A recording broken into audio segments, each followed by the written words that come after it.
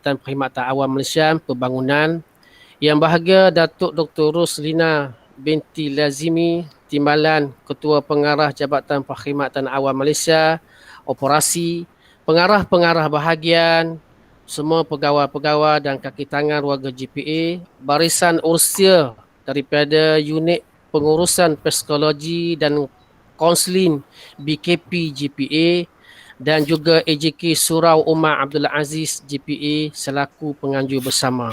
Untuk makluman bahagia Tan Sri, Datuk Sri, program kita pada pagi ini program bersempena Ma'ah Hijrah. Jadi tajuk yang akan dibincangkan pada pagi ini, Hijrah Suatu Kemerdekaan, yang akan disampaikan Al-Fadhil, yang bagi Al-Fadhil Ustaz Haji Suhaimi bin Ahmad Wakid, penolong pengarah kanan Pejabat Agama Islam Daerah Petaling. Untuk itu saya menjemput dan persilakan Puan Ezrina binti Abdul Rahman untuk memberi ucapan kata-kata aluan selaku penyelaras program kita pada pagi bahagia. Faltafaddal mashkura. Sila Puan. Alhamdulillah, terima kasih Ustaz Zahar di atas aluan sebentar tadi. Assalamualaikum warahmatullahi wabarakatuh. Diucapkan kepada semua. Waalaikumsalam warahmatullahi Saya bagi pihak bahagian lah dan juga GPA mengucapkan ribuan terima kasihlah kepada Ustaz Usaimi kerana sudi bersama-sama dengan kita pada pagi ini untuk memberi sedikit perkongsian dan pengisian lah untuk program sambutan Ma'al Hijrah kita pada kali ini.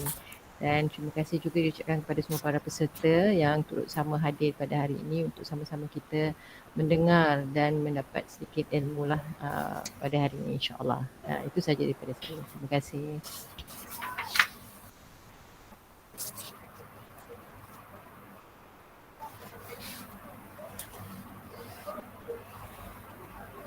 Ustaz tak on mic, Ustaz Zahar. Okey. Untuk makluman, terima kasih kepada Puan Azina atas ucapan yang diberikan tadi. Dan untuk makluman semua peserta juga, pihak Urustia ada menyediakan link pendaftaran. Sekiranya tidak sempat untuk pendaftaran, insya-Allah dalam pertengahan ceramah kejap lagi, pihak Urustia akan beri link pendaftar kehadiran, insya-Allah. Jadi mohon kerjasama kepada semua peserta untuk klikkan link kehadiran untuk menandakan kita semua hadir, insya-Allah. Jadi saya tak nak melengahkan masa kita, masa mencemburi kita. Mungkin kita ada lepas pada ini musyarat. Jadi saya menjemput dan persilakan Al-Fadhil Ustaz Suhaimi bin Ahmad Wakid untuk memberi sama-sama kita mendengar ceramah khas Ma'ah Hijrah 1443 Hijrah, iaitu Hijrah Suatu Kemerdekaan. Faltafaddal mashkura Ustaz. Assalamualaikum warahmatullahi wabarakatuh. Assalamualaikum warahmatullahi wabarakatuh. Alhamdulillahirabbil alamin wassalatu wassalamu ala asyrafil anbiya'i wal mursalin wa ala alihi wa sahbihi ajma'in. Allahumma shalli ala sayidina Muhammad wa ala ali sayidina Muhammad. Qala Allah Ta'ala fi kitabil aziz, a'udzu billahi minasyaitonir rajim. والذين هاجروا في الله من بعد ما ظلموا لنبوئنهم في الدنيا حسنة ولأجر الآخرة أكبر لو كانوا يعملون.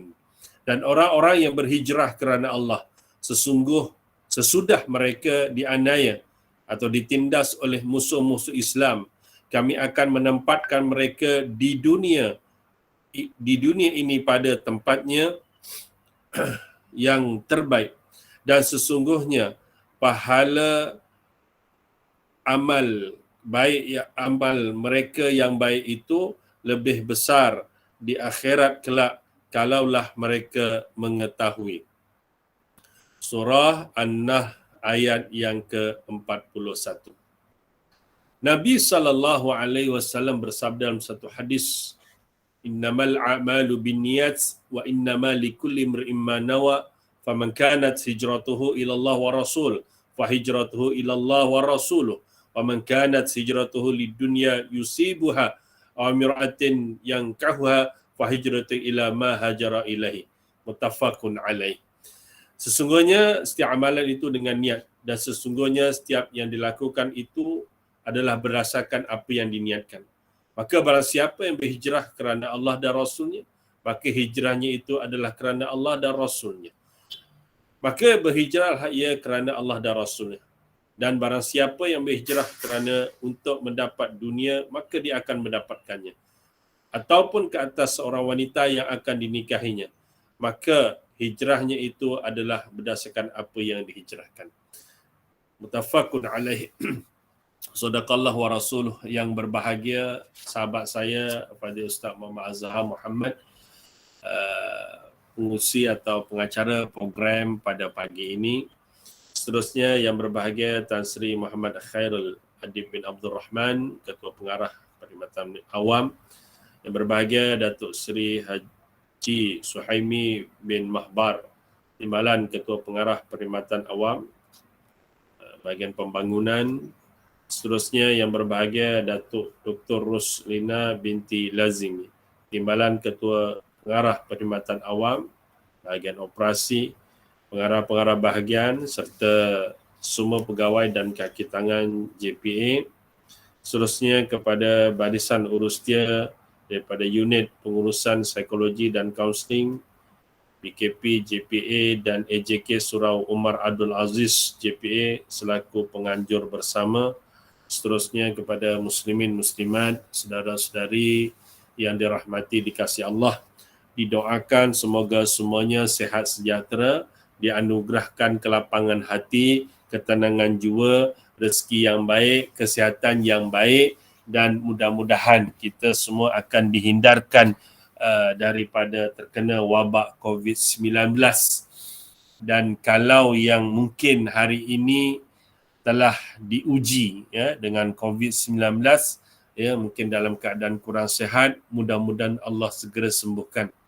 Dan mungkin bagi mereka yang kehilangan keluarga orang tersayang, hari ini pun kita tahu, dikhabarkan jugalah orang Gelema, tapi kita berkongsilah kesedihannya. Salah seorang selebriti kita juga telah dijemput oleh Allah Subhanahu Wa Taala. Jadi mudah-mudahan juga akan dirahmati, diampunkan, ditempatkan di tempat orang-orang yang baik insya-Allah.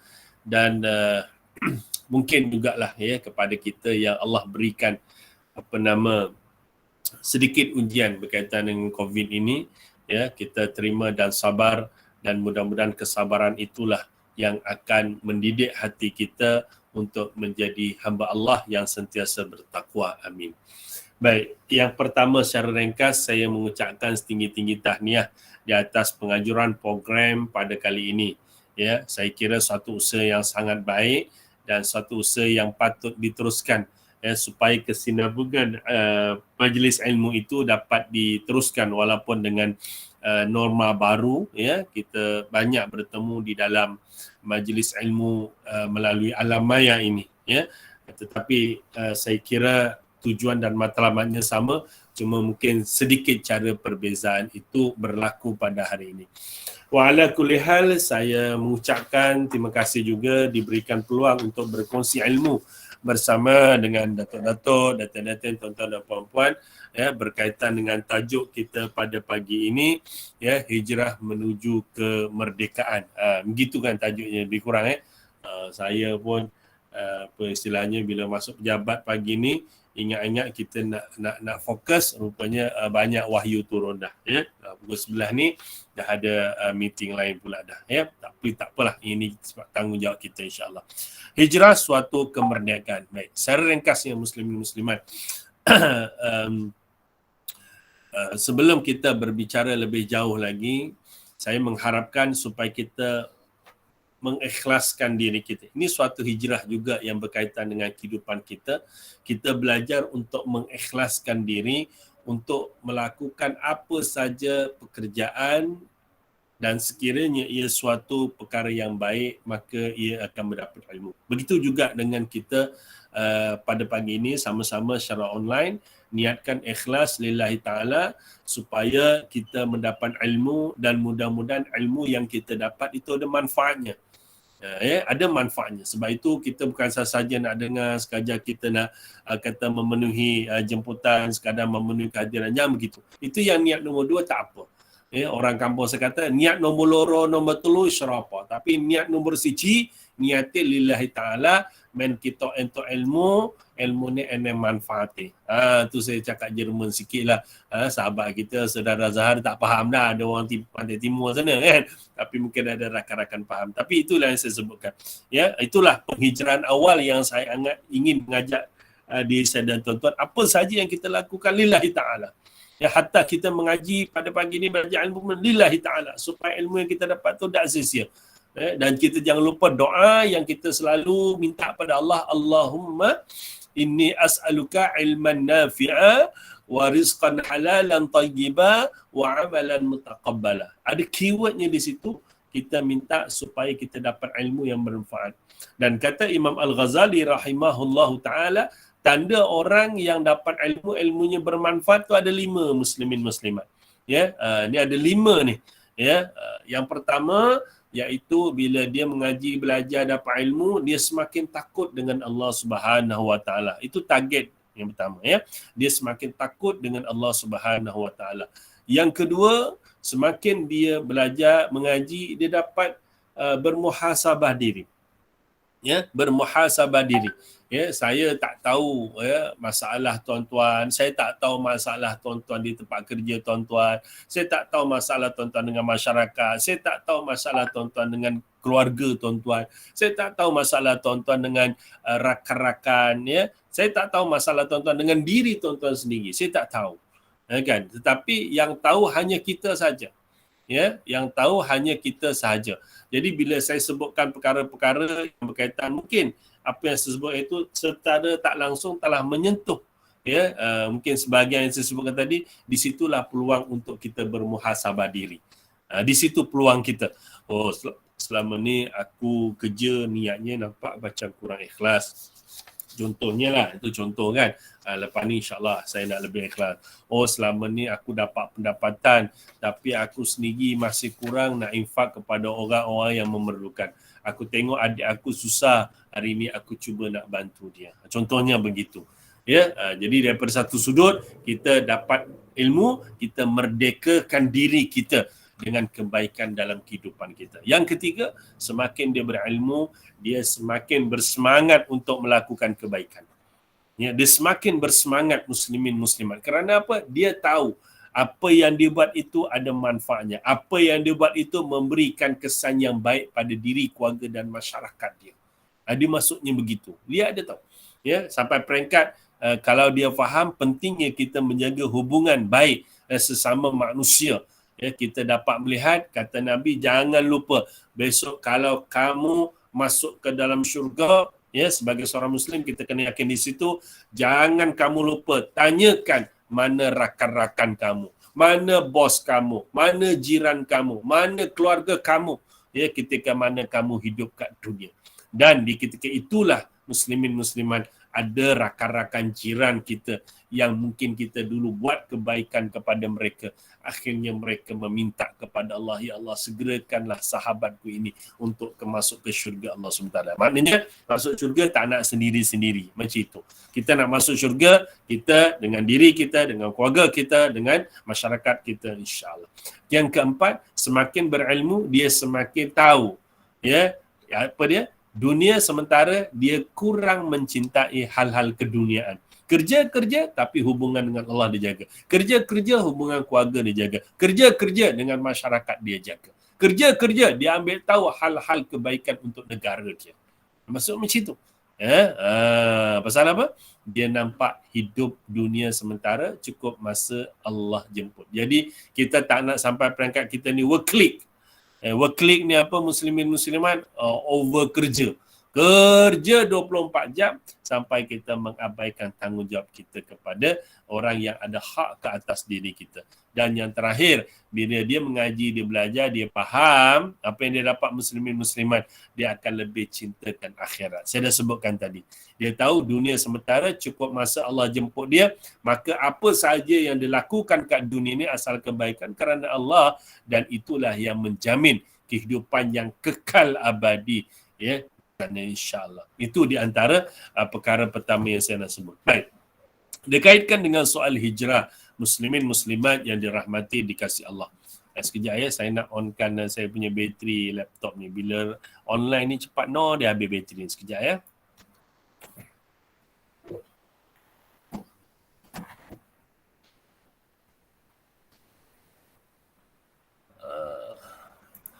Okey, muslimin muslimat yang dirahmati Allah. Alhamdulillah. Ya. Baik, yang saya nak sebutkan lagi adalah bila dikaitkan dengan hijrah. Hijrah ini salah satu peristiwa yang kita sedia maklum, ya. Peristiwa yang memang kita dah dengar daripada kecil. Kalau kata tuan-tuan umurnya 40 tahun lah, lebih kurang bayi-bayi saya lah 40 tahun, kenal cerita hijrah ni umur dia 10 tahun. Contohlah, bila dia sekolah dah jam 4, 10 tahun dah jam 4, ya, maknanya dia dah tahu dah cerita hijrah. Baca dalam kitab sirah dulu dah belajar bab hijrah. Ya, sampailah umur 40 tahun, 30 tahun kalau tak pernah miss dengar ceramah, dengar kuliah sambut mal hijrah setiap tahun, dia tahu. Dia tahu. Ya, tetapi hari ini orang membicarakan yang lebih luas bagaimana hijrah baginda Nabi sallallahu alaihi wasallam itu dapat difahami. Ya, sebab itu sebagai umat baginda Nabi sallallahu alaihi wasallam, ya, saya tetap akan menyebutkan hal ini supaya apa?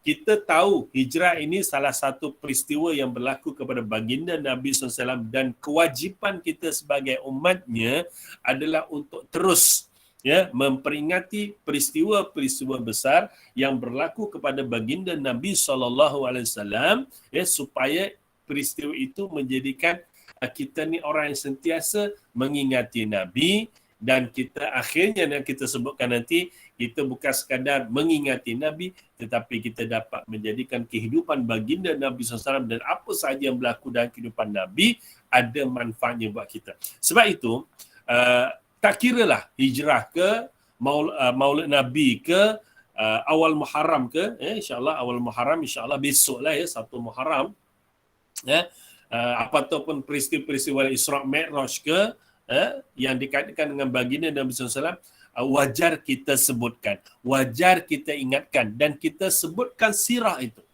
Sebutkan sirah itu. Ya, sebutkan sejarah itu. Sebab ada di antara kita muslimin muslimat hari ini mungkin kerana sibuk sangat dengan urusan dunia, sibuk sangat dengan tugasan-tugasan sampai perangkat kadang-kadang kita tak sempat pun nak baca buku-buku sirah Nabi. Kita tak sempat pun nak dengar ceramah-ceramah kuliah-kuliah Nabi. Sedangkan ulama-ulama telah membahaskan kepentingan kita untuk terus mempelajari sunnah-sunnah Nabi ataupun mempelajari sirah-sirah Nabi dengan matlamat dan tujuan-tujuan yang sangat murni. Sebab tu di sini saya kongsikan sedikit. Kata Dr. Muhammad Said Ramadan Al-Buti, ya, ini ulama hebat, ulama sirah, tetapi dia meninggal dalam keadaan sedih. Tuan-tuan boleh baca di tengah kuliah Khamis malam Jumaat di Masjid Al-Imam di Syria. Ya, tengah kuliah antara maghrib isyak, masjidnya dibom dan di akhirnya dia syahid. Mudah-mudahan Allah ampunkan dosa dia dan masukkan dia ke dalam syurga. Amin. Baik, ini orang hebat dan saya sempat lah ya, muslimin muslimat, masa saya belajar dulu sempat berjumpa dengan beliau. Dia datang ke universiti, ya, kemudian dia menyampaikan kuliah khas, ya, di masjid ramai, ya. Alhamdulillah kita rasa seronok, terbayang terngiang-ngiang melihat wajah orang yang penuh ilmu, penuh cahaya. Masya Allah, kata-katanya adalah hikmah. Jadi dia mengatakan, ya, ini kalau tuan-tuan ada kitab sejarah Sirah Nabawiyah karangan Ibn Hisham, di muqaddimahnya itu dia menukilkan, yang diterjemahkan kitabnya, dia menukilkan kata-kata Dr. Muhammad Said Ramadan Al-Buti. Dia kata, bila kita belajar sirah Nabi ni, kita bukan suka-suka. Termasuk hijrah ni, bukan suka-suka. Ya, kita baca, kita tahu sirah, bukan suka-suka. Dia ada beberapa tujuan. Yang pertama, ya, iaitu untuk kita memahami kepribadian Nabi SAW, ya, untuk memahami peribadi kenabian Rasulullah SAW, ya. Makna nak bagi tahu, bila kita mengaji kan kita tahu Nabi adalah laqad kana lakum fi rasulillahi uswatun hasanah. Nabi ni orang yang paling sempurna, paling baik untuk dijadikan contoh. Jadi bila kita belajar, kita tahu Nabi, kita akan mempelajari kehidupan baginda Nabi sallallahu alaihi wasallam dengan tujuan supaya kita tahu bahawa Nabi bukan adalah sekadar seorang Nabi semata-mata utusan Allah, tetapi baginda adalah insan mulia yang telah membawa wahyu dan taufik kepada manusia. Yang kedua, kita mempelajari sirah Nabi SAW agar manusia dapat mendapat gambaran keteladanan tertinggi daripada seluruh aspek kehidupan untuk dijadikan undang-undang dan pedoman dalam kehidupan mereka. Ini berkaitan dengan akhlak baginda Nabi sallallahu alaihi wasallam. Baik, kemudian seterusnya disebut adalah dengan mempelajari sirah baginda Nabi sallallahu alaihi wasallam agar manusia mendapat suatu manfaat yang besar dalam memahami Al-Quran. Sebab kita tahu Al-Quran ni ayat-ayatnya ada ayat yang mujmal, yang umum, ada ayat-ayat yang terang, khusus kan. Tapi banyak ayat-ayat Quran yang dapat kita fahami dari segi tujuan ayat tersebut ataupun disebut sebagai asbabun nuzul. Kenapa ayat tu turun, apa manfaat, apa perintah hukum adalah berdasarkan dengan hadis-hadis ataupun sirah-sirah Nabi. Sebab banyak ayat Quran yang turun dengan sebab peristiwa di dalam zaman Nabi baginda Nabi sallallahu alaihi wasallam. Baik. Kemudian satu lagi tuan-tuan, iaitu dia ada 5 tuan-tuan. Dengan mempelajari sirah baginda Nabi SAW, kita akan, seorang Muslim dapat mengetahui tentang ilmu berkaitan dengan Islam itu sendiri.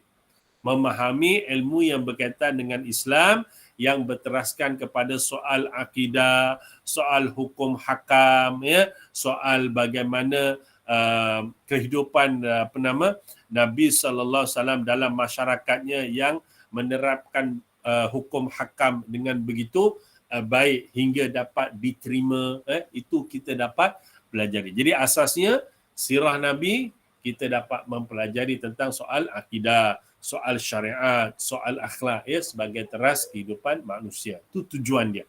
Dan yang terakhir, ini penting juga tuan-tuan, bila kita mempelajari sirah Nabi sallallahu alaihi wasallam, sebenarnya kita sedang mencontohi keseluruhan cara baginda Nabi sallallahu alaihi wasallam dalam soal dakwahnya. Kita mempelajari cara bagaimana Nabi SAW berdakwah. Bahasa mudahnya begitu. Jadi dakwah Nabi sama ada dengan yang Muslim, dakwah Nabi atau yang secara bukan Muslim, dan yang paling penting kita dapat menyambung tugas Nabi dalam soal dakwah, iaitu menyebarkan Islam ke seluruh dunia. Itu target dan peranan kita tuan-tuan, hasil daripada kita belajar sirah Nabi, kan? Itu di antara sebabnya. Baik. Jadi kalau tuan-tuan ada persoalan, saya ingat tuan-tuan boleh masuk dalam chat pun boleh. Tapi kalau kata segan, kadang-kadang dia segan nak tanya kan, tuan-tuan bolehlah terus WhatsApp saya lah, saya bagi nombor telefon saya, tak ada masalah. Saya bagi nombor telefon, kita kongsi-kongsi lah. Nombor telefon saya 012-396-1197 012-396-1197. Kok ada soalan apa-apa lah, insyaAllah lah kalau boleh saya jawab. Tapi khususnya kalau sembangan saya ni muslimin-muslimat, saya lebih dalam bab-bab kekeluargaan. Sebab saya lama duduk di bahagian undang-undang keluarga tuan-tuan. Dan sekarang saya di Pejabat Agama Petaling pun sebagai salah seorang pendaftar perkahwinan, nikah, cerai rujuk yang hari-hari dengan masalah orang. PKP ke, PKPD ke, PKPB ke, fasa 1, fasa 2, masalah rumah tangga tetap ada. Dan itu memang sifatnya manusia yang tidak terlepas daripada masalah. Cuma kadang-kadang bila time-time jenis ni, ramai orang tertekan, ramai orang bermasalah. Masalahnya tu menyebabkan kadang-kadang dia buat benda-benda yang orang kata yang tak sepatutnya dia buat.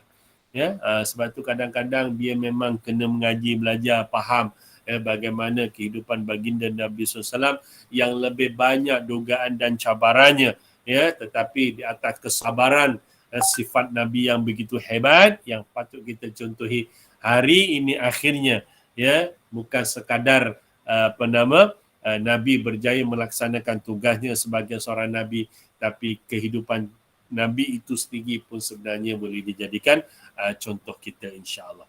Jadi muslimin muslimat yang dirahmati Allah, kita balik kepada perbincangan kita berkaitan dengan hijrah, ya.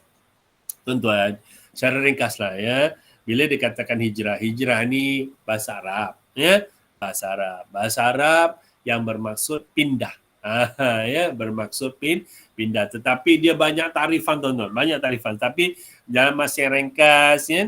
Jadi saya sebutkan sebagai penguasaan ilmu. Pertama, bahasa Arab. Yang kedua, erti kata dalam ruang lingkup sejarah.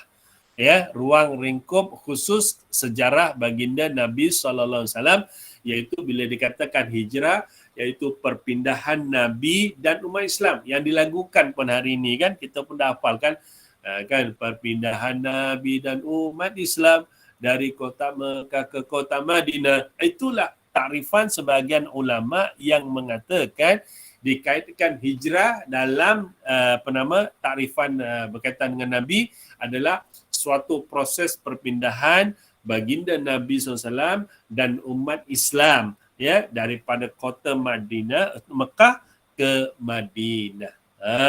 Ya, itu dia. Walaupun sejarah telah mengatakan sebenarnya sebelum itu beberapa peristiwa berkaitan hijrah sudah berlaku. Nabi pernah berhijrah daripada kota Mekah pergi ke kota Taif. Ya, tuan-tuan tahu kisahnya, sedih, tuan-tuan. Kalau ustaz-ustaz yang penceramah yang hebat dengan nada yang hebat, dia boleh cerita, boleh menangis kita, tuan-tuan. Bagaimana Nabi SAW dihina, dimaki, dilontar dengan batu, menangis dia. Kan? Itu kisahnya sangat luar biasa. Ya, sedangkan Nabi ke sana dengan harapan dapat bantuan, ya, dapat menyebarkan Islam, tapi Nabi dan anak angkatnya Zaid, kan, ya, akhirnya telah dizalimi ketika di kota Taif. Itu pun kalau kita baca sifatnya Nabi, itu yang kita nak belajar tu. Sifatnya Nabi bila dah dia berehat di satu tempat, kan, kemudian datanglah malaikat, dia kata, wahai Rasulullah, kau perintahkan saja agar aku mengangkat satu gunung tu. Allahumma salli ala sayyidina Muhammad. Saya lupa nama gunung tu. Kalau diangkat gunung tu, tuan-tuan, diangkat, dihempapkan kepada penduduk Taif, hancur satu bandar Taif, tuan-tuan. Kalau tuan-tuan ya sampai Mekah, pergi berziarah ke Taif, tuan-tuan tanyalah, di mana tempat Nabi berjalan, ya, di mana Nabi dirawat, kan, yang berehat di Masjid Qub dan sebagainya, kan, kita baca di sejarahnya. Tapi sifatnya Nabi, dia kata tak apalah malaikat, ropolah, tak apalah, ya, jangan buat macam itu, sabarlah, bahasanya begitulah, ya. Kalau hari ini dia tak terima aku, tak apa, tapi insya-Allah umat anak-anak mereka, cucu akan menerima aku. Itu sifat Nabi yang sangat luar biasa, sampai peringkat dizalimi pun Nabi sampai peringkat begitu. Itu yang kita nak lakukan. Hujung nanti saya nak sebutkan, tuan-tuan. Itu yang kita nak merdekakan sikap kita daripada sikap yang tak baik kepada sikap yang lebih baik. Nanti kita akan sebutkan. Buang sikap yang tak baik. Sebab kita belajar sirah Nabi. Hijrah Nabi itu mengajar kita dalam kehidupan yang berbalik. Kemudian hijrah sahabat-sahabat Nabi kepada ke negeri Habsyah. Ya, kita tahu kisahnya di situ. Sampai kat sana, kemudian Amr al-As datang ke sana sampai peringkat nak bawa balik, nak seksa mereka, kan. Tapi alhamdulillah, ya, Islam diterima di sana, mereka dapat perlindungan di sana, kan. Itu disebut. Tetapi dalam konteks hijrah hari ini, dia lebih menjuruskan kisah yang selalu disebutkan, iaitu perpindahan baginda Nabi SAW pergi ke Madinah. Itu kita kena sebut. Sebab kadang-kadang kita lupa. Kan, perpindahan Nabi daripada Mekah ke Madinah, ya. Allahumma salli ala Muhammad. Baik, tuan-tuan. Cuma kita jangan lupa, tuan-tuan. Ya, tuan-tuan pun boleh baca, tuan-tuan pun boleh tengok. Yang pasti, kalau dikaitkan 1 Muharram Nabi berhijrah, itu memang sangat tidak tepat lah. Ya, Nabi 1 Muharram ini kiraan awal tahun baru, menunjukkan, senang kata, ini peristiwa hebat. Jadi kita nak kenang sebagai suatu peristiwa hebat. Jadi ringkas kata, Saidina Umar memberi pandangan, disetujui oleh para sahabat dan Nabi, kita kira start daripada ini kiraan tahun hijrah 1 Muharram. Sebab 1 bulan Muharram ada bulan perbulan hijrah. Tetapi Nabi SAW berhijrah tidak berlaku pada bulan Muharram. Itu yang nak kena betulkan. Ini fakta kena betulkan. Ya, kena betulkan. Kita tahu kalau dalam sejarah Nabi mula berpindah, meninggalkan rumah, keluar daripada kota Mekah pada bulan Safar. Ya, pada akhir bulan Safar. Ya, kemudian ringkasnya lah ya, bulan Safar ya, kemudian Nabi pun berada di Jabal Thur kan, duduk di sana 3 hari. Kita tahu kisah-kisah tersebut. Bacalah tuan-tuan. Dengarlah. Hari ini telah difilmkan pun cerita-cerita gitu. Tengoklah tuan-tuan. Supaya menambahkan perasaan kasih sayang kita pada Nabi. Menghormati usaha-usaha Nabi. Dan kita menghargai usaha-usaha Nabi. Dan akhirnya kita berjanji pada diri kita, kita nak jadi umat Nabi yang paling bagus. Kan? Nabi berada di Gua Thur dalam keadaan takut. Ya, Nabi tak takutlah, Abu Bakar takut ya. Kemudian Nabi pun mula bergerak. Ya, Nabi bergerak daripada Jabal Sur ya, di awal Rabiul Awal. Nabi pun berjalan terus menuju ke kota Madinah ya, dengan menggunakan unta ya. Kita tahu begitu jauh ya, kilometernya bukan sikit-sikit, ratusan kilometer tuan-tuan. Hampir 400 kilometer lebih tuan-tuan sebenarnya. 400 kilometer lebih ya, mengambil masa lebih kurang berapa hari tuan-tuan. Tolak bagi campuran dengan tekan 10 hari, mengatakan 12 hari, tak apalah ya, itu pandangan. Tapi berhari-hari. Hari ini kalau kita naik bas daripada Mekah Madinah, lebih kurang tolak bagi campur 6 jam lah. Tak sampai pun sebenarnya, 5 jam lebih kurang ya. Kalau naik train lagi laju. Kalau naik kapal terbang daripada Mekah ke Madinah lagi cepat. Ya, lebih kurang sejam tak sampai, dah sampai tuan-tuan. Tapi Nabi, Masya Allah tuan-tuan, demi menegakkan Islam, demi Islam tersebar satu dunia, akhirnya sampai kepada kita hari ini tuan-tuan. Nabi dan Abu Bakar ya, sampai ke Madinah hanya dengan menggunakan unta. Ya, sampai ke Madinah, kemudian berhenti sekejap di Quba, bina masjid kan. Kemudian berada di masjid sekejap, kemudian mendirikan solat jemaat pertama di Quba, barulah Nabi terus meneruskan perjalanan sampailah ke ke rumah Nabi, bahasa mudah hari ini tuan-tuan ya, mengambil masa yang sangat panjang. Itulah peristiwa hijrah. Dan ianya kalau berlaku dikira daripada 1 hijrah, hari ini berapa hijrah tuan-tuan? Berapa hijrah? Ke ada yang tak ingat? Kalau tak ingat, tak comel sungguh lah. Berapa hijrah hari ni? 1421. Betul kan? Betul aja. Senang aja tuan-tuan. Kita kongsi ilmu ya. Aku tanya, aku jawab. Aku tanya, aku jawab. Senang cerita lah tuan-tuan. Okeylah ya. Sembang aja lah sembangan tuan-tuan ya. 1421 kan? 1421 pula. 1441 kan? Aku dah pening kepala dah ya. 1442. 1442. Maknanya kita akan masuk 1443 ya, besok. Maknanya Nabi telah melakukan peristiwa itu, telah berlaku 1443 tahun yang lalu tuan-tuan.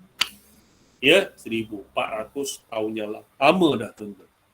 Dan kalau ditengok dalam sirah ya, dikatakan Nabi berhijrah pada tahun Masihnya 622. Tuan-tuan boleh baca, boleh tengok dah. 622. Kan? Jadi sekarang ni 2021. Jadi kalau 2021 tolak dengan 622, agak-agak berapa banyak tuan-tuan? Berapa banyak-banyak? 622 tolak dengan 2021 tolak 622, lebih kurang 1399 ya. hampir juga 1400 tahun. Itu yang telah berlaku peristiwa hijrah, ya. Jadi itulah. Tetapi kalau kita nak melihat daripada takrifan yang lebih umum, ada yang mengatakan penghijrahan itu adalah perjuangan untuk menegakkan kebenaran, meninggalkan keburukan dan kejahatan. Itu ada satu takrifan, ya. Kalau takrifan yang lain ada lagi tuan-tuan, ya, bolehlah tuan-tuan nak tengok, ya, beberapa takrifan tu tak ada masalah, ya. Ada yang mengatakan juga yang lebih umum lagi tuan-tuan, hijrah itu adalah untuk kita menegakkan kebenaran, meninggalkan keburukan, dan juga kejahatan, dan mengubah sikap, cara berfikir dan tingkah laku kita. Itu yang lebih umum, ya. Tapi tuan-tuan, tetap kita nak sebutkan kenapa hijrah itu berlaku, tuan-tuan. Ini secara ringkas, saya tak sebut detail lah, ya. Di antara perkara dalam sirah disebut kenapa Nabi berhijrah. Pertama, Nabi berhijrah kerana perintah Allah supaya berhijrah ke Madinah. Nak menolak golongan orientalis mengatakan Nabi penakut. Nabi penakut. Ini memang kalau ada ayat-ayat begini, tuan-tuan, jangan kita terima, tolak. Sebab itu adalah suatu cara bagaimana untuk menghina Nabi SAW secara halus. Kita tak perasan. Nabi hijrah ke Madinah kenapa? Takut. Tak. Nabi berhijrah kerana perintah Allah Subhanahu Wa Taala, seperti mana yang saya bacakan ayat dalam surah An-Nahl ayat 41 tadi, tuan-tuan. Ayat 41 tadi, perintah Allah. Yang kedua, kita tahu dalam sejarah, di antara sebabnya kerana orang Arab Quraisy semakin meningkatkan ancaman dan penyiksaan terhadap umat Islam. Ya, Nabi sedih. Dia tak ada peluang nak belasah Nabi sebab mereka kalau belasah Nabi, kaum Bani Hashim, dia akan mengambil tindakan. Mereka takut dengan Bani Hashim. Ya kan? Tetapi cara untuk menyebabkan Islam itu supaya tidak diterima, mereka telah menghina ataupun telah menyiksa umat, orang yang lebih lemah, kalangan hamba, orang miskin dan sebagainya. Sampai perangkat kita tahu ada yang syahid, keluarga Yasir. Ya, bapa ini Yasir. Dalam sejarah memang begitu, disebutkan Yasir di keluarganya diseksa, bapaknya ditusuk, dibunuh, ibunya yang kita tahu sebagai wanita pertama Sumayyah, ibu kepada Ammar, telah disula sampai perangkat begitu sekali, tuan-tuan, dan juga Ammar juga disiksa, tuan-tuan. Ya, Nabi bukan tak boleh buat apa sebab mereka tidak ada kebenaran, sebab kaum ketika itu memang dahsyat perkauman. Cuma Nabi kata fasabrun ala Yasir inna Allah ma'idukum bil jannah. Ya, dia kata sabarlah keluarga Yasir kerana sesungguhnya Allah telah menjanjikan mereka dengan syurga. Okey, kemudian Nabi berhijrah sebab apa? Strategi dakwah Rasulullah sallallahu alaihi wasallam untuk mengembangkan syiar Islam. Ini cara untuk mengembangkan Islam. Ya, peluang sebab orang-orang Madinah telah datang berbaiat, ya, datang ke menjemput Nabi. Dekat sana mereka telah menerima Islam lebih awal. Mereka ramai yang telah Islam, cuma adalah beberapa golongan orang-orang daripada Yahudi yang masih lagi tidak menerima Islam. Jadi Nabi melihat ini peluang. Ya, peluang ni kita kena ambil, tuan-tuan. Sama juga dengan kita. Kalau ada peluang untuk kita melakukan sesuatu kebaikan, mendapat kelebihan, manfaatkan, jangan dibuang. Sebab Nabi ambil peluang. Ini peluang untuk berdakwah. Macam tuan-tuan lah hari ni kan, pihak JPA, rakan-rakan bersungguh-sungguh dengan sokongan daripada ketua jabatan untuk buat program pada pagi ini. Ini peluang untuk kita mengisi dalaman kita. Peluang untuk kita melihat, mendengar sirah Nabi. Peluang untuk kita merasakan, menambahkan kecintaan Nabi. Dan peluang untuk kita berdakwah. Ya, berdakwah. Walaupun di alam maya, tak apa. Okey, kemudian yang keempat, penduduk Madinah, saya dah sebutkan tadi, menjemput Rasulullah SAW untuk menyelesaikan konflik di antara mereka, iaitu Aus dan Khazraj. Kita tahu, ini dua puak ni bergaduh ni, bukan sikit-sikit punya benda, tuan-tuan. Asal sikit sampai berbunuh-bunuhan. Itu dalam sirah. Sebab perkauman mereka sangat kuat. Asabiah mereka sangat kuat. Sampai peringkat, tuan-tuan, pernah diceritakan yang saya ingat saya sejarah lah disebut. Ada satu ketika, tuan-tuan, disebabkan mengusik saja. adalah, saya tak pasti Aus Khazraj kan, dia semata-mata, yalah bahasa mudah kata hari ni, adalah anak dara dia lalu kan. Bila anak dia lalu tuan-tuan, kawan tu pun usik lah. Kalau kita hari ni ada kawan lalu, fiwin, contoh macam tu je. Kan? Tapi tindakan tersebut tidak disukai oleh satu kaum lagi. Bahasanya begitu. Ustaz Hazrat puas hati. Tuan-tuan, sound menyaun lah bahasanya. Sound menyaun.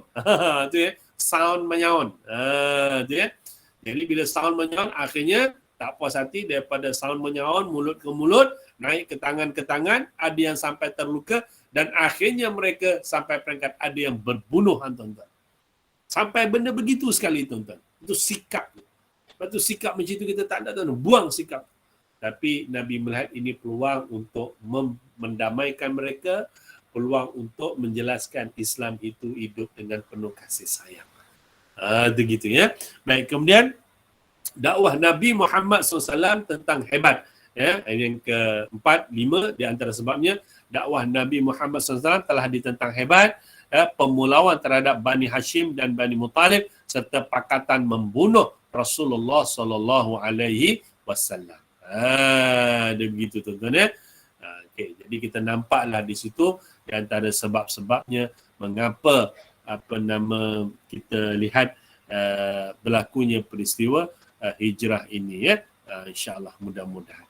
Baik, muslimin muslimat yang dirahmati dikasihi Allah Subhanahu wa taala.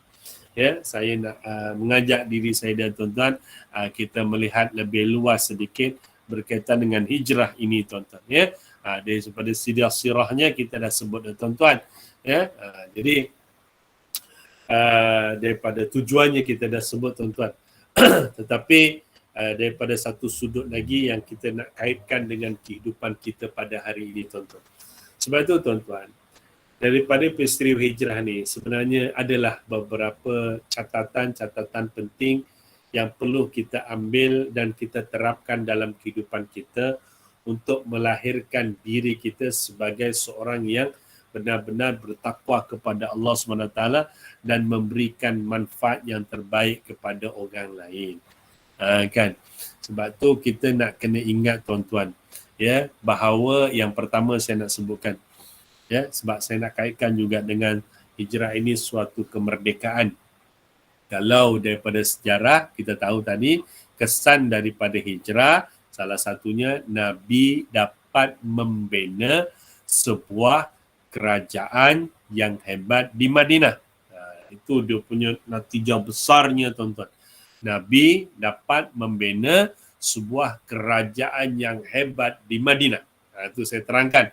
Daripada kerajaan yang begitu hebat, akhirnya Islam tersebar di seluruh dunia. Dia begitu. Tujuannya apa, tuan-tuan?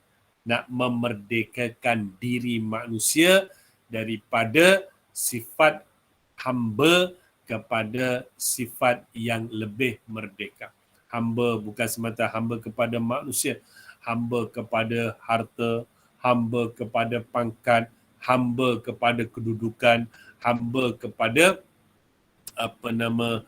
sifat-sifat yang tidak baik kan. Tetapi kita nak merdekakan. Sebab itu saya sebutkan tadi, bila Nabi bina sebuah negara yang hebat, daripada situlah, tuan-tuan, dunia hari ini menerima Islam. Sebab sedikit perkongsian bahawa ingatlah ada punya point tu kan. Sebab bila Nabi dah kat sana dah hebat, Nabi telah menghantar utusan-utusan pergi menghadap Raja Kaisar, Byzantium, kerajaan Rom. Ni kerajaan-kerajaan yang hebat-hebat, dakwahnya tentang Islam. Ya. Tujuannya apa, tuan-tuan? Nak memerdekakan manusia daripada penghambaan. Ya. Penghambaan apa, tuan-tuan? Iaitu penghambaan yang paling penting dari segi akidahnya. Ya. Sebab itu, tuan-tuan, muslimin muslimat yang saya nak sebutkan teruslah ya. Tuan-tuan, hijrah suatu kemerdekaan. Apa yang kita nak lihat? Yang pertama, tuan-tuan, merdekakanlah kehidupan kita dengan memahami Islam tu sebenarnya, tuan-tuan. Kita fahamkan. Tak adalah cara lain, mestilah dengan pengajian, belajar ilmu kita faham. Sebab yang kita nak betul-betul merdekakan diri kita adalah berkaitan dengan soal agama kita sendiri, soal Islam kita sendiri. Kan? Sebab itu dalam bab ni akidah kena jaga baik-baik tuan-tuan. Ya, jangan sampai kita terpengaruh dengan ajaran-ajaran yang bertentangan dengan akidah. Dia maksudnya begitu. Sebab hari ini masih lagi ada orang yang bukan Islam tu satu hal lah kan. Dia masih lagi belum nak Islam. Ya? Tapi itu yang kita mengambil roh bagaimana Nabi berdakwah kepada orang yang bukan Islam akhirnya memeluk Islam. Dan itu juga yang sepatutnya kita lakukan. Ya, kita merdekakan rakan-rakan kita daripada akidah yang tak betul kepada akidah yang betul. Daripada bukan Islam, akhirnya mereka memilih Islam. Ini peranan kita. Ambil hijrah, ambil dakwah, ambil Islam yang sebenar daripada sudut akidah. Akhirnya mereka yang bukan Islam dapat memerdekakan diri mereka dengan Islam. Itu satu.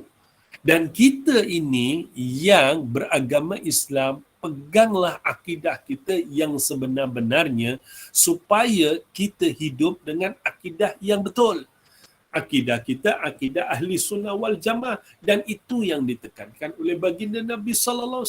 Sama ada di Mekah ataupun di Madinah. Itu ditekankan sangat sebab dia pokok. Sebab itu kalau digambarkanlah ya, kalau dalam modul kurs kahwin pun memang ada poinnya di situ, digambarkan lagi. Memang kita biasa dengar. Sebab itu digambarkan Islam ini dia macam sebatang pokok. Kalau kita nak tengok sebatang pokok yang akarnya kuat, daunnya hebat, buahnya hebat, bunganya hebat, maka dia mesti berada di ranting yang hebat. Bila berada di ranting yang hebat, ranting itu mesti berada di dahan yang hebat. Maksudnya macam itu. Kan? Bila dahannya hebat, mesti dia terletak pada pokok yang batang yang hebat. Batang yang kuat. Bila batangnya kuat, pasti dia akan mempunyai akar cengkaman yang kuat. Dia maksudnya macam itu. Kan? Saya bila sebut ni tuan-tuan, terbayang semalam pergi rumah kakak, petik buah rambutan, petik buah pulasan. Ni saya sebut ni jangan pula ustaz tak bagi buah kat aku pula. Dah, bukan kata itu, nak cerita semalam. Kan? Dan tuan-tuan yang ada pokok buah, alhamdulillah kongsi-kongsi lah. Ya, Abang Azhar kita tu kan dekat dengkel tu buah banyak tu, ulur-ulur lah sikit buah kat kawan-kawan. Kan? Kalau yang ada pokok durian lagi hebat lah tuan-tuan. Saya alhamdulillah adalah sepokok tu kan. Alhamdulillah buahnya ada, daunnya ada. Tahun ni merasalah. Tapi nak beri gambaran, kita tengok buah hebat, daun hebat, ranting hebat, dahan hebat, batangnya kuat, pasti mempunyai akar cengkaman yang kuat. Jadi sama juga dengan kita sebagai seorang Islam, kalau kita nak menjadi orang yang akhlaknya bagus, kehidupannya bagus, memberi manfaat, buahnya banyak, kan kalau tadi buah banyak, beri manfaat pada orang, daunnya bagus, dahannya bagus, pokok menjadi teduhan pada orang, sama juga dengan kita. Jadi kalau kita nak menjadi seorang insan yang hebat, memberi manfaat pada diri, pada keluarga, rakan kerja, pada masyarakat, pada negara, maka kita kena ada seorang yang mempunyai jati diri yang kuat. Bila jati diri kita kena kuat tuan-tuan, maknanya kita kena berpaksikan kehidupan yang betul. Dan kehidupan kita yang betul sebagai seorang Muslim hendaklah berpaksikan kepada akidah yang betul. Akarnya kuat. Jadi apa pun yang datang, dia akan tahan tuan-tuan. Itu nombor satu.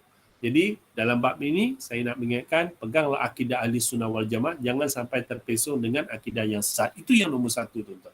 Sebab dia kunci di situ. Sampai peringkat jangan lupa kata Nabi, man kana akhiru kalamihi la ilaha illallah dakhalal jannah. Barang siapa yang mengucap kalimat la ilaha illallah kemudian dia mati, dia akan masuk syurga. Pegangnya itu nombor satu tuan-tuan. Okey, yang pertama.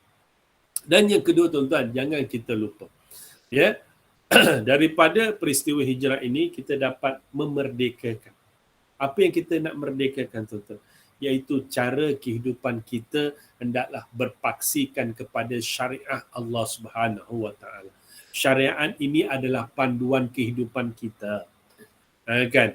Kalau ibarat kalau tuan-tuan beli kereta, beli kereta nanti dia bagi manual kan, buku manual. Cik Azhar tanya ya, dapat beli kereta baru ni, jangan lupa ini panduan manual. Tolong baca ya, bahasa begitu. Supaya kita tahu kereta tu, walaupun tak 100%. Jadi kita sebagai seorang Muslim, panduan kita adalah cara kehidupan kita sebagai Muslim adalah berpandukan kepada syariat yang sumbernya Quran dan hadis. Jadi kalau boleh, start daripada hari ini kita berazam. Kita berazam saya nak hidup sebagai seorang Muslim. Seorang Muslim yang memberi manfaat pada orang lain. Nanti kita nak sebutkan. Ya, kan? Jadi terasnya dalam bab syariat. Yang 4 itu jangan lupa. Ya, pertama dalam bab ibadah. Hubungan kita dengan Allah Subhanahu Wa Taala kena jaga betul-betul. Solat kena clearkan. Tapi tuan-tuan Muslim ni sebenarnya saya nak bagi tahu simple je. Yang jadi masalah hari ni tuan-tuan, ya, kita akan sentuh sikit nanti dalam bab COVID-19 kita akan sebut. Yang jadi masalah hari ini tuan-tuan, hidup dengan tertekan, hidup diri, masalah pada diri, masalah dalam keluarga yang hari-hari kami jumpa kat pejabat agama sampai peringkat muslimat minta maaf saya cakap. Ya, bila datang pejabat agama yang sebelum dia datang lah kan, kata ustaz saya ada masalah dengan suami saya, dah tak beredar dengan suami saya. Ustaz tahu tak? Itu yang soalan payah tu. Ustaz tahu tak? Ustaz tahu tak? Mana aku tahu? Ni selalu saya kena tuan-tuan. Selalu saya kena. Ustaz tahu tak? Ustaz tahu tak? Mana aku tahu? Kalau ustaz nak tahu, okeylah. Ini ustaz tahu tak? Mana aku tahu? Ada seorang tu lagi, Ustaz Azhar, dia kata apa? Cuba ustaz bayangkan. Aku pula suruh bayangkan. Terkelip-kelip aku suruh bayangkan. Kan? Ada seorang makcik tu lagi. Cuba ustaz jadi saya. Aku pula kena jadi dia, tuan-tuan.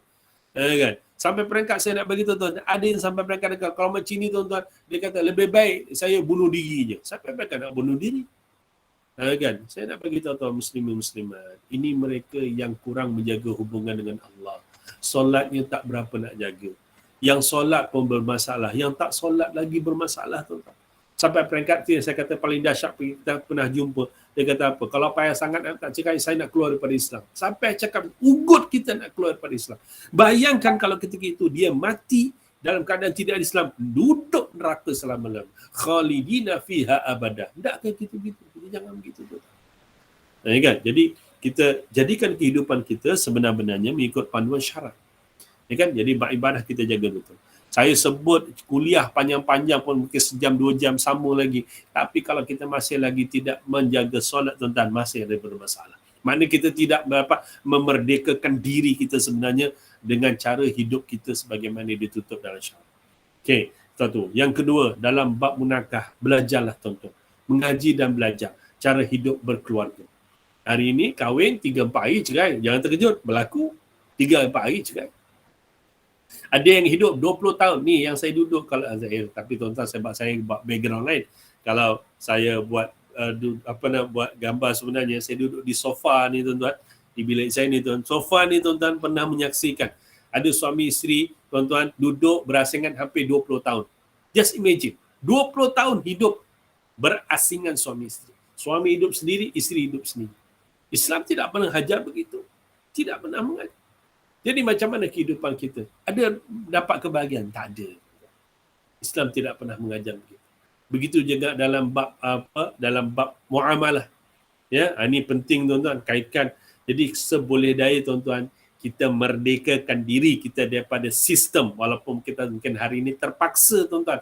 Dunia menekan kita. Dunia memaksa kita. Sistem hari ini yang dipegang, dikongkong oleh manusia-manusia yang kononnya dunia ini dia punya. Akhirnya hari ini kita terpaksa terikut-ikut dengan sistem hidup mereka, sistem ekonomi mereka. Sedangkan hari ini marilah kita sama-sama belajar. Hari ini pakar-pakar ekonomi Islam sudah memikirkan sistemnya begini, tapi bagaimana kita nak islamikan dia. Alhamdulillah, hari ini kita berjaya dari segi perbankan. Contohlah tuan-tuan, dulu kita nak dengar, kalau dengar tuan-tuan pernah dengar tak ceramah cerita pasal bank Islam? Cuba tuan-tuan baca sejarah bank Islam tuan-tuan. Tak sempat. Saya sempat dengar, kita baca bagaimana mereka nak menubuhkan Islam. Begitu hebat tentangan dia tuan-tuan. Tapi hari ini alhamdulillah ada bunyi Bank Islam Malaysia Berhad. Jadi kita sebagai Islam jangan lupa pergi ke sana dulu. Kalau kita tak ke sana pun gaji kita tak apalah, bank lain pun tak apa. Tapi kita jangan ikut yang konvensional. Ikutlah yang Islam. Merdekakan diri kita dengan sistem muamalah Islam. Dia begitu. Tuan-tuan yang masih lagi dalam insurans yang konvensional, tukar pergi takaful. Sebab mereka hari ini pun hari ini tuan-tuan, sebab mereka melihat kebaikan takaful itu sendiri. Apa pun hari ini sistem insurans kurnia ke takaful, apa lagi tuan-tuan, yang konvensional lah, Great Eastern Life ke AIA ke MAA ke, tak kira lah tuan-tuan. Tapi hari ini mereka menjual produk yang Muslim. Nah, ini peluang kita untuk merdekakan sistem ya daripada konvensional kepada yang Muslim. Tak apa. Kita sekurang-kurangnya ada daripada tak ada, tuan-tuan. Ini yang kita nak lihat. Ya, kita tak nak tengok semata-mata, oh tak apalah, aku ikut je lah. No, tak boleh. Kita ada peluang untuk yang terbaik buat kita sebagai Muslim. Kita kena ingat. Sebab kalau nak kaitkan dengan sirah Nabi SAW dalam bab ekonomi, Nabi jangan main-main, tuan-tuan. Jangan kata Nabi ni leki-leki, Nabi ni kaki bisnes. Bahasa kita, pakar bisnes, tuan-tuan. Kalau tidak, mana mungkin dia boleh membawa keuntungannya sangat luar biasa, tuan-tuan. Ya, membawa perniagaan isterinya ketika itu bukan isteri lah kan. Sayyidatina Khadijah binti Khuwailid, kita tahu. Ya kan? Khadijah pun tak kenal Nabi. Tetapi ya sebelum itu ramai je pedagang-pedagang bawa harta Khadijah pergi berniaga sampai ke Syam yang akhirnya Nabi berada di pokok sahabi kan. Nanti tuan-tuan tengoklah kok sahabi itu di Jordan, di utara Jordan tuan-tuan ya. Dekat situ rehat. Nabi sudah sampai ke Syam. Sampai ke Syria. Dah berniaga tuan-tuan. Bukan kecil-kecil punya orang ni, Nabi ni berniaga. Bukan sikit-sikit punya. Tapi kita tengok kehebatan Nabi dalam soal perniagaan. Akhirnya dunia mengiktiraf Nabi orang yang paling hebat dalam ilmu perniagaan. Keuntungannya sangat luar biasa tanpa menzalimi manusia. Itu kita contoh. Kalau kita tengok lagi, tengok sahabat Nabi namanya Abdul Rahman bin Auf, itu hasil didikan Nabi. Sistem ekonomi yang hebat. Akhirnya satu pasar di Madinah yang dikuasai oleh Yahudi telah diambil semula oleh orang Islam. Nampak tak? Jadi kita mengambil peristiwa tersebut untuk kita cuba memerdekakan diri kita daripada terikat dengan sistem konvensional. Dengan sosialisnya, kapitalisnya, komunisnya, berbenda semua kita tak ada, tuan-tuan. Baliklah kepada sistem Islam. Itu Nabi ajar. Riba tak mau. Ya kan? Kita tak ada. Sebab dekat riba inilah, tuan-tuan, hari ini orang kena tipu.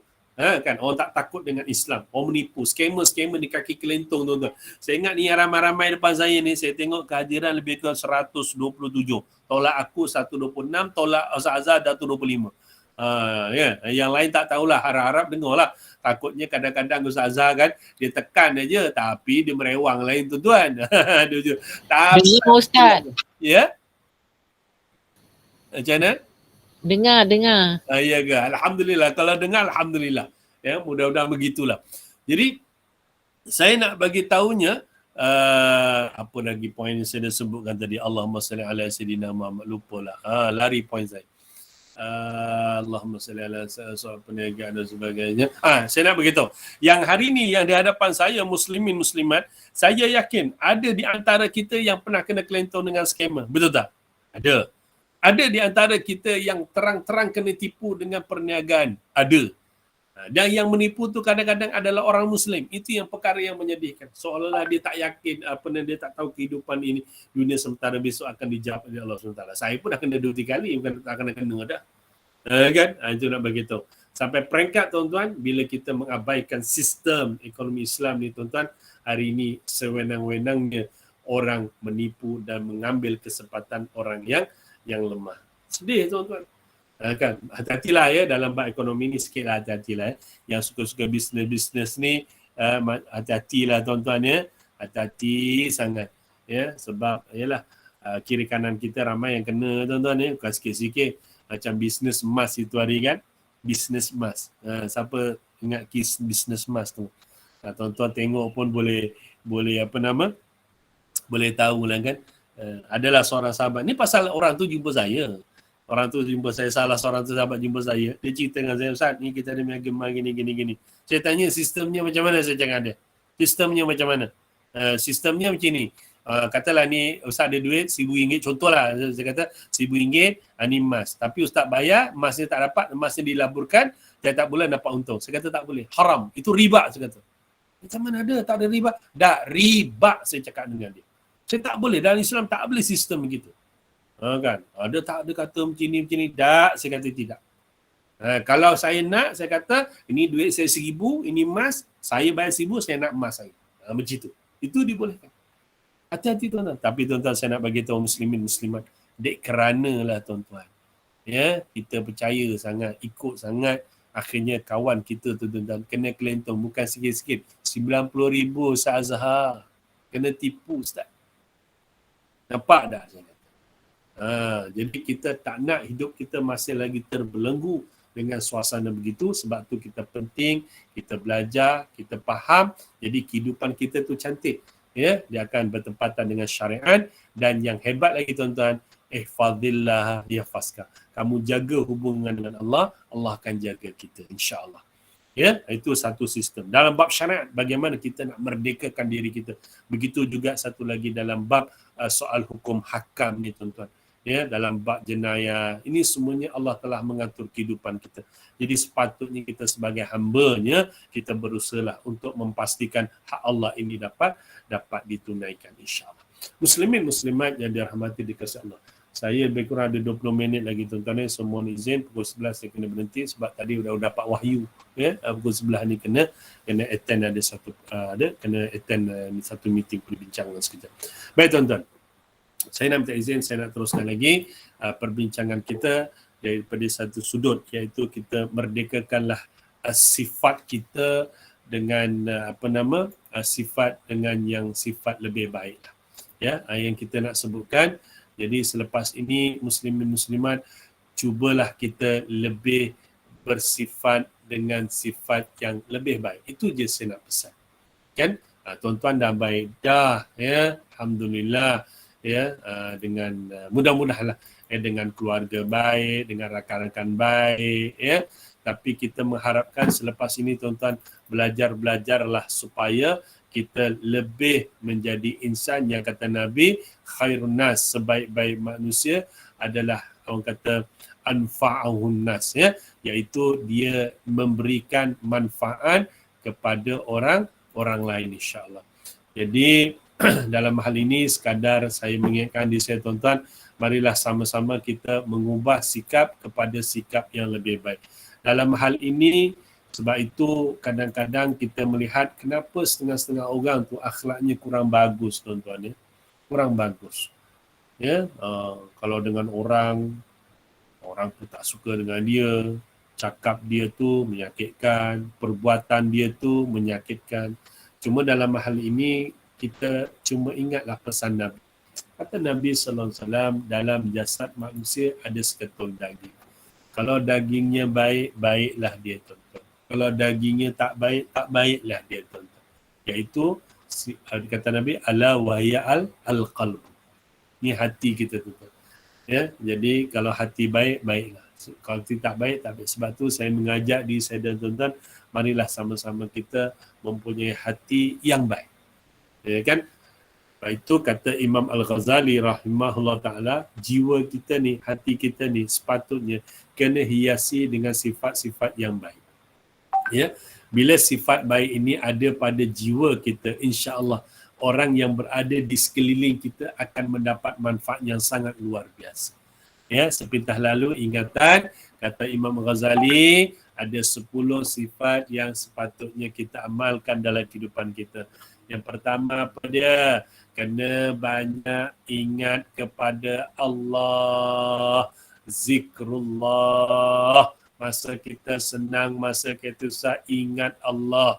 Ya, lidah bahasa kita dengan kalimah-kalimah yang tayyibah. Banyaklah ingat kepada Allah SWT.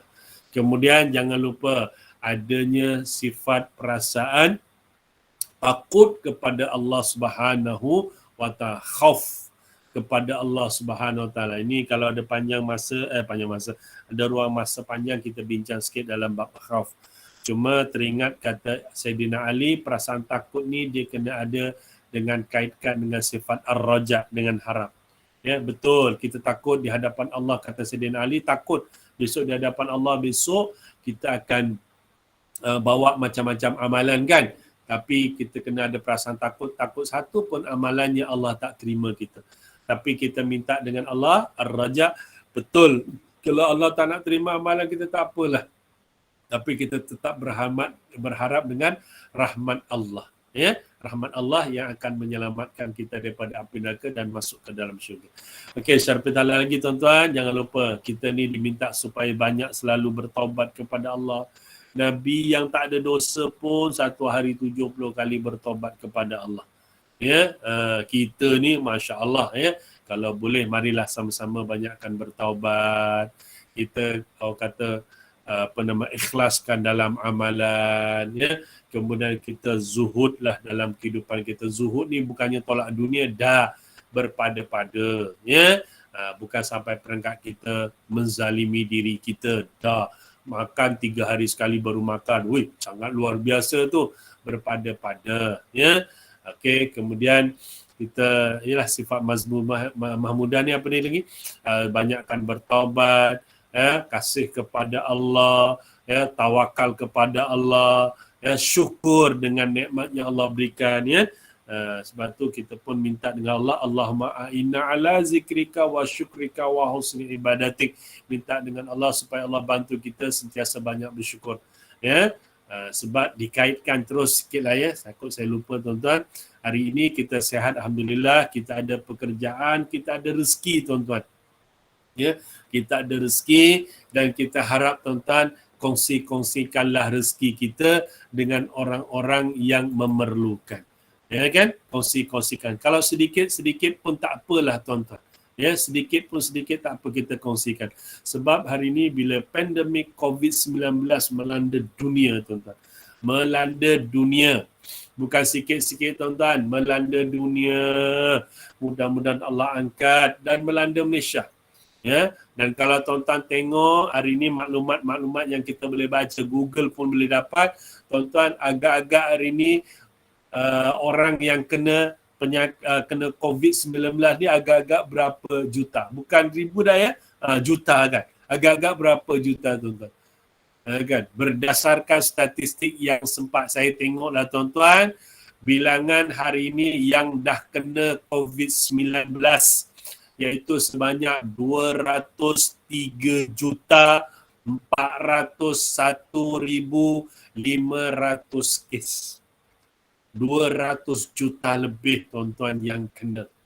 Ya, yang meninggal, Masya Allah tuan-tuan, bukan sikit-sikit ratus ribu, juta yang meninggal, catatan lebih kurang 4,306,588 orang yang dah meninggal. Ya tuan-tuan ya, yang pulih lebih kurang 180 juta lebih tuan-tuan. Tapi yang meninggal 4 juta lebih tuan-tuan.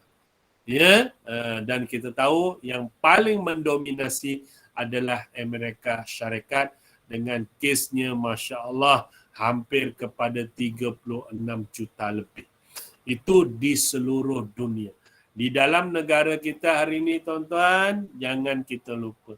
Semalam, ya tuan-tuan pun dah tengok, yang belum sempat tengok, apalah kita kongsilah tuan-tuan.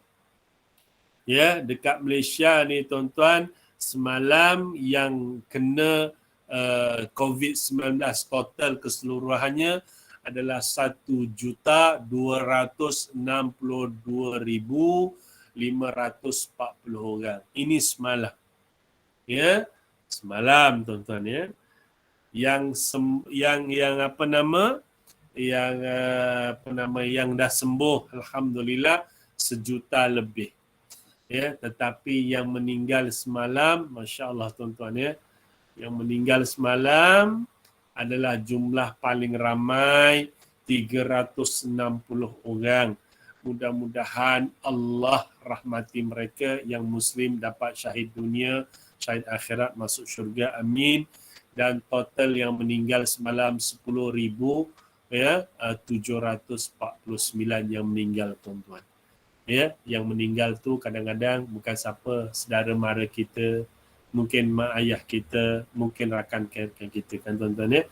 Tapi tak apalah, mudah-mudahan Allah segera angkat wabak COVID-19. Cuma yang saya nak sebut kaitkan dengan sikap tadi yang ada pada diri kita. Kita harap apa dia tuan-tuan?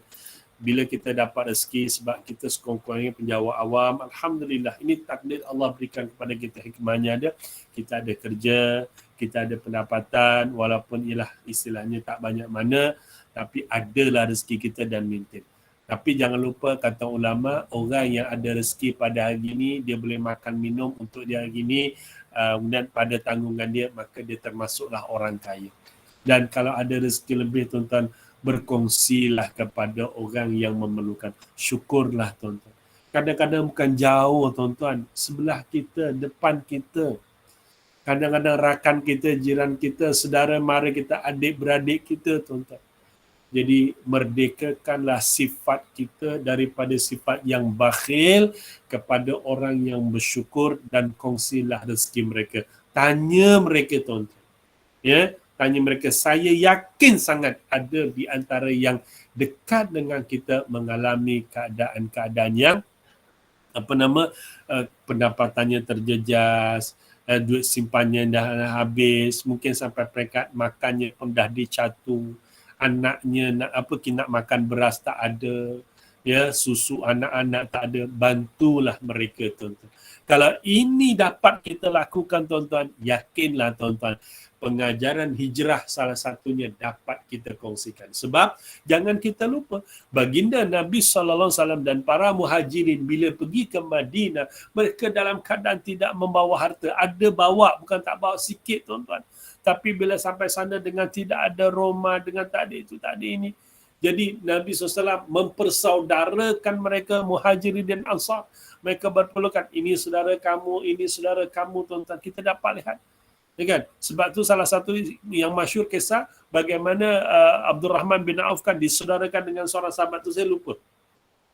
Sampai peringkat dia kata, aku ada isteri. Kan, kau pilih isteri kau nak yang mana, kau perempuan yang mana, aku boleh ceraikan dia, kau ambil. Sampai begitu sekali. Aku ada harta, kau ambil duit aku ni, kau buat gunakanlah untuk kehidupan. Sampai peringkat begitu, sebab dia tahu kawan ni susah. Tapi Abdul Rahman Auf orang yang hebat, orang yang sentiasa menggunakan kelebihannya Allah berikan kepada dia. Apa yang berlaku, tuan-tuan? Dia kata, tak apalah, aku tak semua perlu aku temu semua benda tu. Aku cuma nak kau tunjukkan aku di mana pasar Madinah. Itu yang akhirnya dia tengok, dia minta bantuan sedikit modal, dia akan pulangkan. Akhirnya, tuan-tuan, dengan kebijaksanaan dia, pasar Madinah yang dikuasai oleh orang-orang Yahudi telah dikuasai oleh Abdul Rahman bin Auf dan membina suatu kehidupan dengan kehidupan yang hebat Abdul Rahman bin Auf. Tuan-tuan baca sejarah dia, sangat hebat.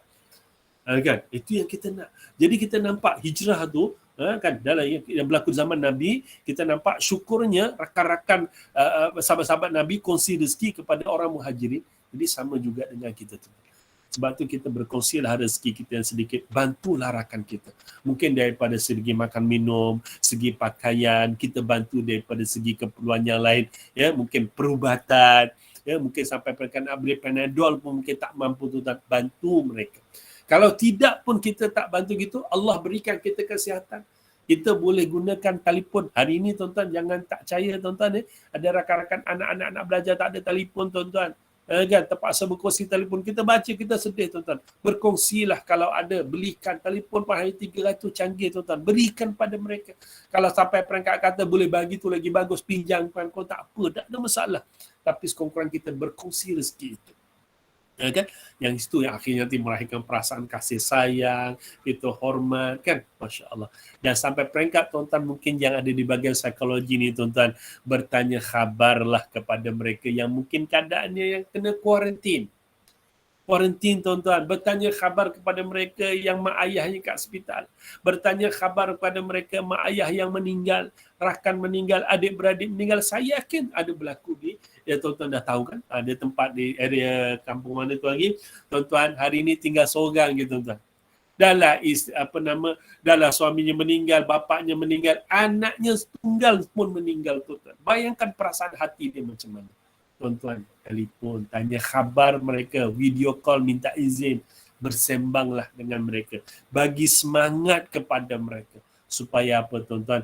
Mereka ada kekuatan untuk meneruskan kehidupan, insya-Allah. Ya, tuan-tuan, ya. Itu yang kita perlunya, kita merdekakan sifat, merdekakan diri kita daripada sifat-sifat yang tak baik. Sifat yang tak baik, tuan-tuan tahu kan? Sebagainya. Kalau tak ingat, apalah, saya kongsikan sikit lah, ya.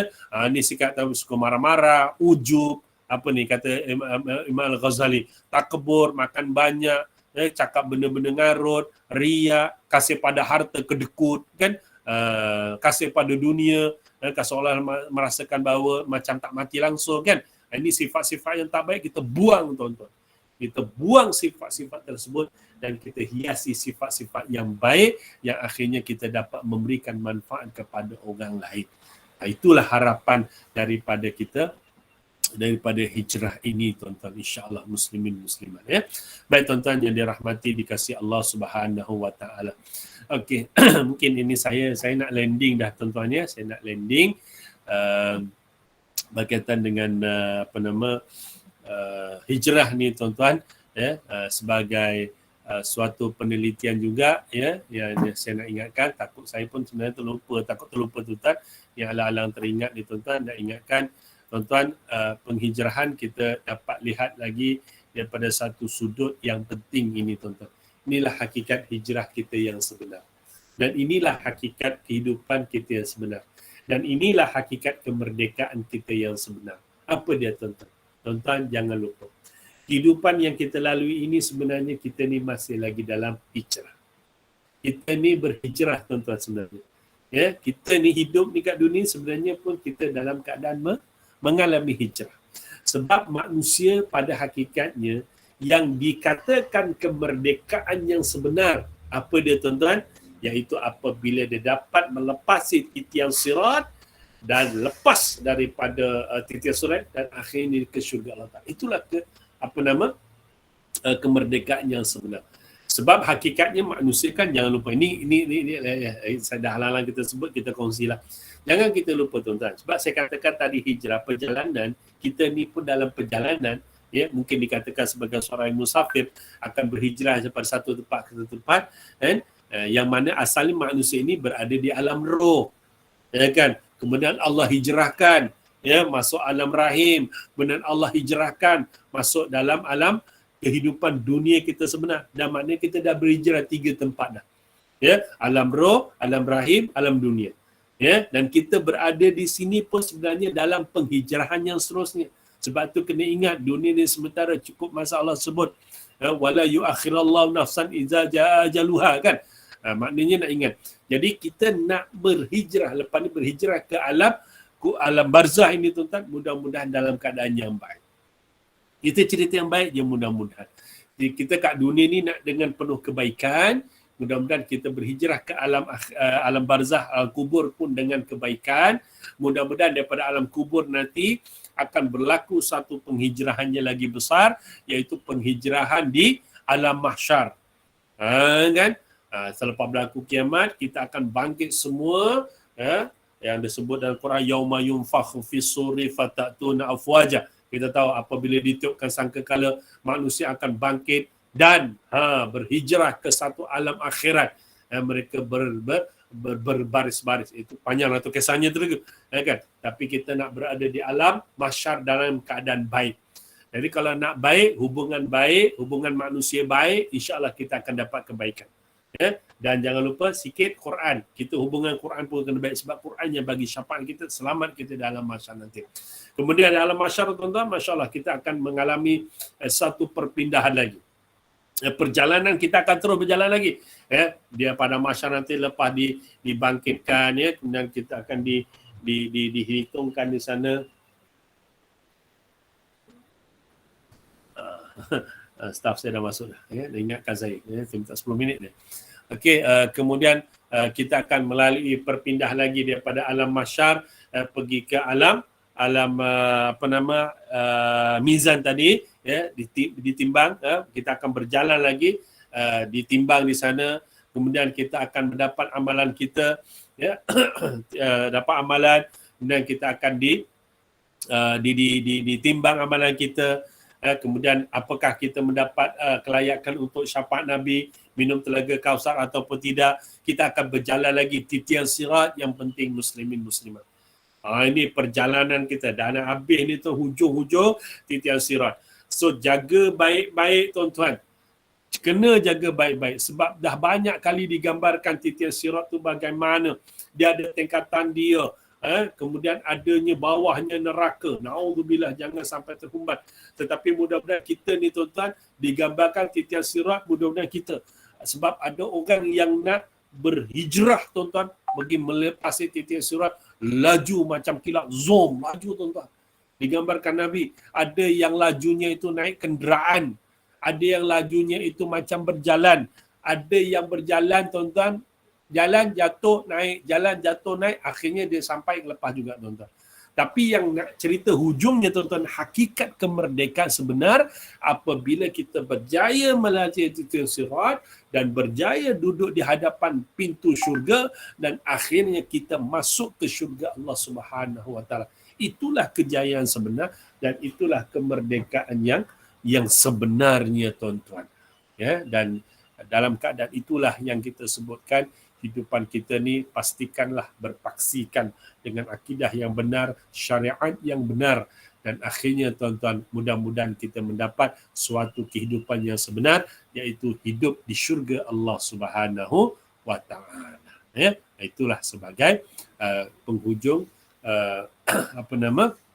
perbincangan yang saya dapat sebutkan pada tuan-tuan pada kali ini, insya-Allah. Jadi tuan-tuan, saya ingat saya nak landing terus tuan-tuan, sebab ada tugasan penting yang perlu saya lakukan. Jadi sekali lagi sebagai kesimpulan, saya nak menyebutkan bahawa hijrah yang berlaku pada zaman baginda Nabi sallallahu alaihi wasallam akan menjadi suatu ibrah ataupun pengajaran yang penting dalam kehidupan kita apabila kita dapat memahami hijrah yang dilakukan oleh baginda Nabi SAW bukan semata-mata untuk menyelamatkan umat Islam daripada ancaman atau penyiksaan orang-orang kafir Quraisy, tetapi yang lebih besar, bagaimana Nabi dapat membina sebuah kehidupan yang berteraskan syariat Islam. Nabi dapat membina sebuah masyarakat yang berteraskan dengan syariat Islam.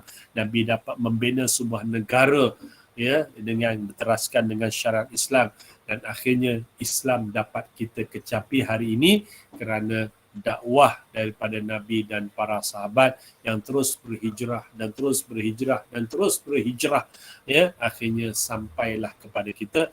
Tinggal lagi peranan kita untuk menyampaikan atau terus menyampaikan syariat Islam supaya manfaat Islam itu dapat dirasai seluruh dunia hari ini, insya-Allah, mudah-mudahan.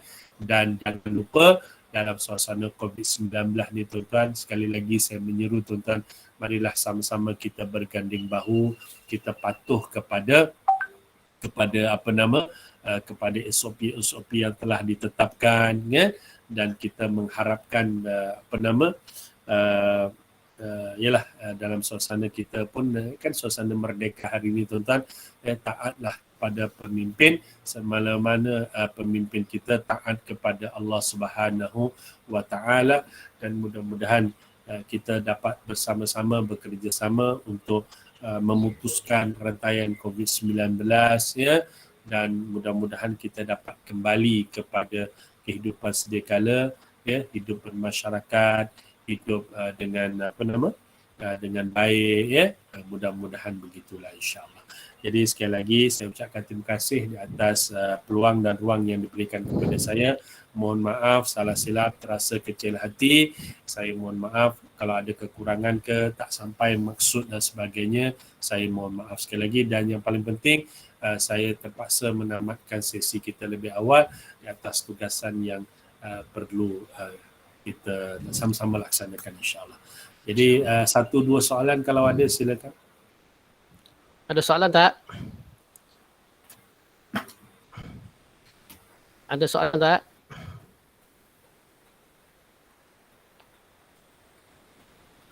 Okey. Tak ada, Ustaz? Ada ya, Alhamdulillah. Okey, kalau tak ada. Okey, kalau tak ada soalan, okey, Alhamdulillah. Terima kasih sekali lagi kepada Al-Fadhil bin Ahmad Waqi atas penjelasan yang begitu padu, ada manfaat-manfaatnya. InsyaAllah saya rumuskan. Okay. Kita kena ingat tujuan kita buat program hari ini ialah salah satunya kita naklah mencintai Nabi sallallahu alaihi wasallam dan kitalah bagaimana kita nak menyambung dakwah Nabi sallallahu alaihi wasallam. Kemudian kita naklah ikhlaskan hati kita untuk kita akan ciptakan dunia dan ciptakan akhirat, insya-Allah. Mudah-mudahan kita merdekakan diri kita kehidupan berpandukan cara Islam, pertama dari segi akidah, dari segi ibadat, munakahat dan munakahat sebagaimana kita maklum semua. Insya-Allah. Terima kasih sekali lagi kepada Al-Fadhil Ustaz dan semua yang hadir pada hari ini. Saya mewakili pihak Urustia, unit pengurusan psikologi dan kaunseling, dan juga Surah Omar Abdul Aziz memohon ampun dan maaf sekiranya sepanjang perjalanan program khas Ma'had Hijrah hari ini, ceramah khas Ma'had Hijrah ada berlaku kesilapan, kami mohon ampun dan maaf. Sebab manusia tidak boleh lari daripada salah dan silap. Kami mohon ampun dan maaf. Salam Ma'had Hijrah daripada kami. Sebelum berpisah, marilah sama-sama kita buka kamera untuk pihak Rustia untuk mengambil gambar bersama dengan penceramah kita. Boleh? Sila on kamera masing-masing.